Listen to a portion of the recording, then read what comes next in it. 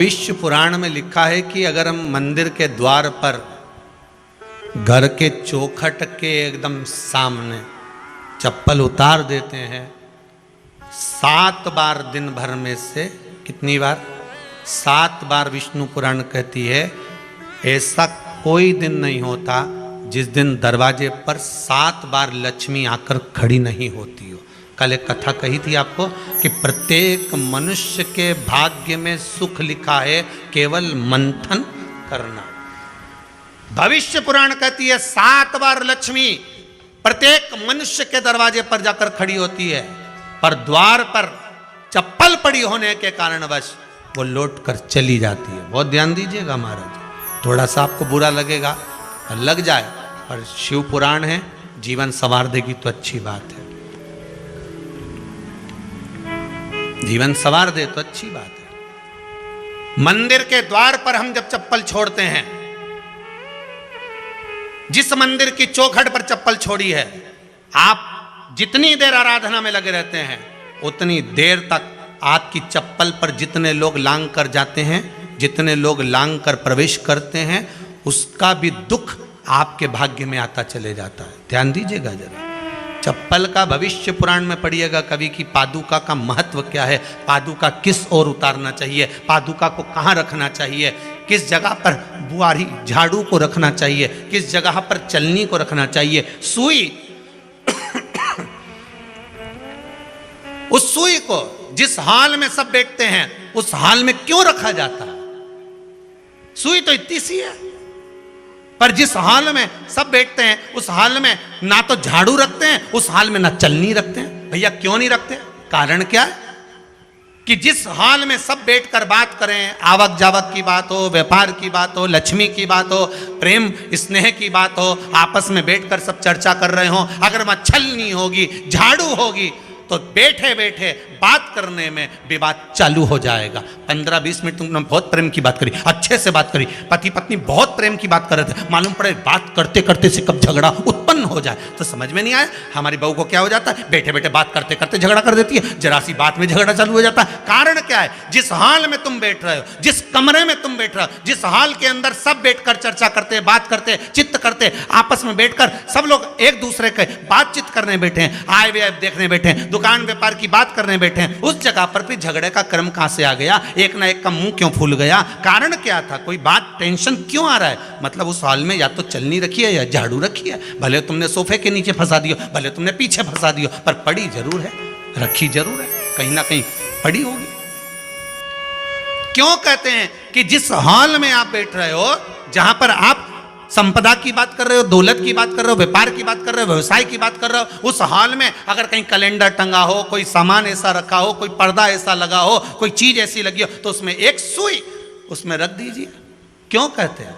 हमारे यहाँ दूल्हा भी जाता है ना, तो उसका जो साफा बनता है या जूता उसको पहनाते हैं, उस तक में पिन टच करके भेज देते हैं। बोलो सही है कि गलत है? दूल्हा तोरण लगाने जा रहा है, दूल्हा तोरण देने जा रहा है, तो उसके जूते में भी पिन घुसेड़ कर भेजते हैं, पिन लगा कर भेजते हैं, उसके साफे में पिन लगा कर भेजते हैं। एक भले सुई नहीं लगाएंगे तो आल पिन लगा कर भेज देंगे। क्यों भेजते हैं? उसका कारण क्या? कि लक्ष्मी को लेने जा रहा है, संपदा लेने जा रहा है, और जिसको वो ब्याह करने जा रहा है उसका संबंध सुई और धागे के संबंध जैसा हमेशा सिला हुआ होना चाहिए, उधेड़ा ना जाए, कैंची जैसा कटा हुआ नहीं होना चाहिए। एक एक प्रमाण को जरा देखो तो। और दुनिया के लोग कहते हैं साहब हमारे यहाँ तो सुख नहीं है, शांति नहीं। शांति तुमने भंग करी, कोई दूसरा भंग करा। चप्पल उतार दी दरवाजे पर, मंदिर के द्वार पर। हम तो यहाँ तक कहेंगे पशुपति व्रत करने जा रहे हो, पशुपति व्रत को धारण करने जा रहे हो, एक सोमवार मत पहनो चप्पल, जब मंदिर जा रहे हो तब दिन भर पहनो, मंदिर जाओ मत पहनो। कोई जरूरी है कि मंदिर पहनने चप्पल पहनना जरूरी है? मत पहनो। मंदिर के द्वार पर जहां भगवान विराजे हैं उसके द्वार पर अगर आपने चप्पल उतारी है, आप तो अंदर चले गए, पर जितने लोग लांग रहे हैं उसका मालूम, उसका स्मरण कितना कितना गया। छाता, चप्पल, आसन, मांग का टीका, इसका भी वर्णन पहले कर चुके हैं कथाओं में, आप लोगों ने सुना होगा।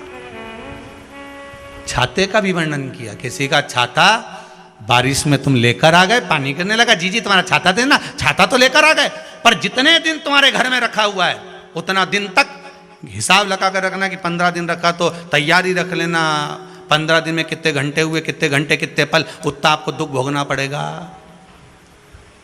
दूसरे का छाता आया, इसलिए कोई प्राण छोड़ता है, मरता है, तो उसके पद में यही सब चीजें देना पड़ती। क्या क्या बोलते जाओ, छाता, चप्पल, आसन, माला, सब देना पड़ता है। बोलो देते कि नहीं देते? तो क्यों देना पड़ता है छाता? क्या काम का कि छाता देना पड़ेगा? क्या व्यक्ति 24 घंटे क्या धूप में रहता था कि पानी में रहता था जो छाता देना पड़ेगा? चप्पल क्यों देना पड़ेगा? किस लिए देना पड़ेगा? उसका शास्त्र प्रमाण।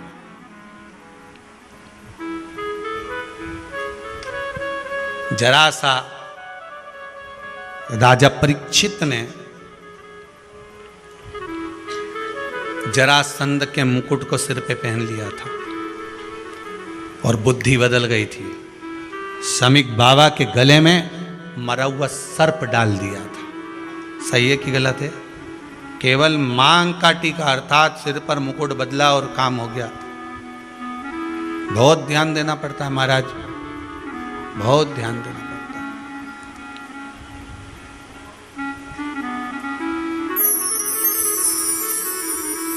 तुम्हारी चप्पल कोई ले गया, तुम रो रही, किसी ने पूछा क्या हो गया? मेरी चप्पल कोई ले गया था, फिर मैं दूसरे की ले गई। तुम्हारी कोई दूसरा ले गया, तुम दूसरे की ले गई।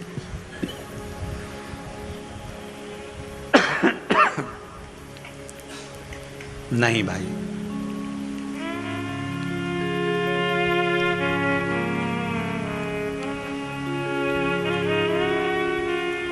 उसको प्राप्त करने के बहुत तरीके हैं।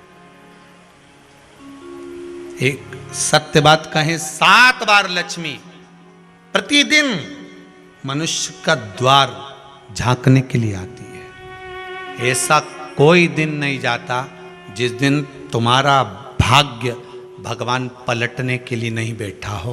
वो तो इंतजार करता है कि ये गेंद फेंके और मैं चौका छक्का लगा दूं। वो कहते हैं ना, एक ओवर में कितनी गेंद फेंकते हैं? जम के बोलो। अरे एक ही फेंकते हैं। एक ओवर में कितनी गेंद फेंकते हैं? एक। वही गेंद बार बार फेंकते हैं ना, गेंद तो एक ही है नहीं। वो तो बार बार गिनाया तो 6 बार गिना, तो फेंकी तो एक ही है कि बदल बदल के फेंक दी, पीली नीली हरी गुलाबी? नहीं, एक ही है।